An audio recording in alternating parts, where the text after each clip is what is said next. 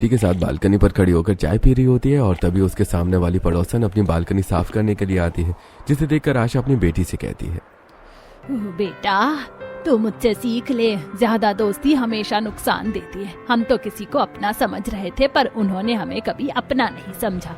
अगर समझा होता तो ऐसी नीच हरकत नहीं करते। माँ जाने दो, जो हुआ सो हुआ, क्यों बात को बढ़ा रही हो। अगर मेरी ही किस्मत में दुख लिखा है तो सच छुपाने से कुछ नहीं होगा। तू सही बोल रही है बेटा, पर हर चीज समय के हिसाब से की जाती है। पर कुछ लोग ये नहीं समझते क्योंकि भगवान ने उन्हें बेटी नहीं दी। अगर बेटी दी होती तब पता होता ना कि बेटी की इज्जत क्या होती है। आशा के ताने सुनकर शांति को काफी बुरा लगता है और वो बालकनी से जाने लगती है। तभी वहाँ उसकी बहू ममता आती है और आशा को सुनाते हुए कहती है, माँ जी, आपकी दोस्त दुखी होती है ऐसे फालतू लोगों की बातें सुनकर। खुद को दोस्त कहना और दोस्ती निभाने में फर्क होता है। दोस्ती की नींव ही विश्वास होती है, और अगर किसी को आप पर विश्वास नहीं तो आप क्यों उनके लिए इतना सोच रही हैं? ऐसा मत बोल बहू, और अंदर चल, मुझे बात नहीं बढ़ानी। और वैसे भी अब बालकनी से भी धूप जाने को है। मैंने बालकनी साफ कर दी है। ठंड ज्यादा लग रही है, तू अंदर चल और हीटर चला दे। हीटर के पास ही बैठूंगी।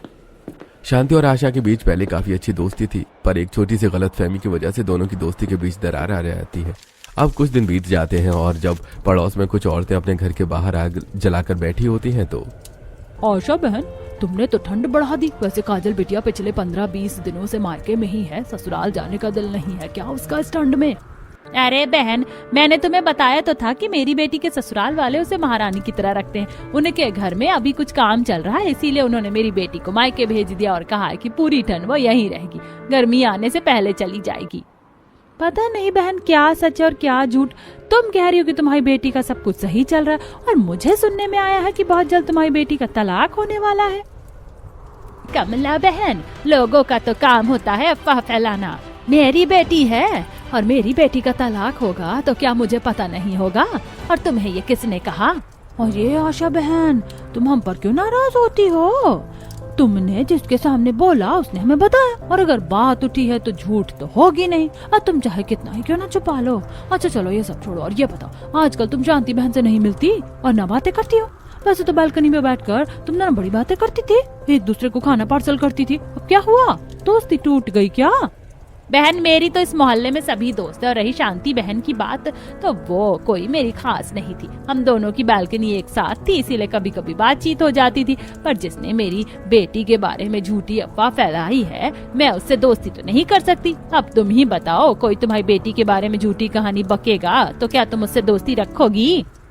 आशा सभी को करारा जवाब देती है और अपने घर में चली जाती है। इसी तरह कुछ दिन बीत जाते हैं और एक दिन आशा के घर उसके बेटे सूरज को देखने के लिए लड़की वाले आते हैं। क्योंकि बाहर बहुत ज्यादा ठंड थी और आज अच्छी धूप निकली थी होती है, इसलिए वो बालकनी पर ही पूरी व्यवस्था कर देती है।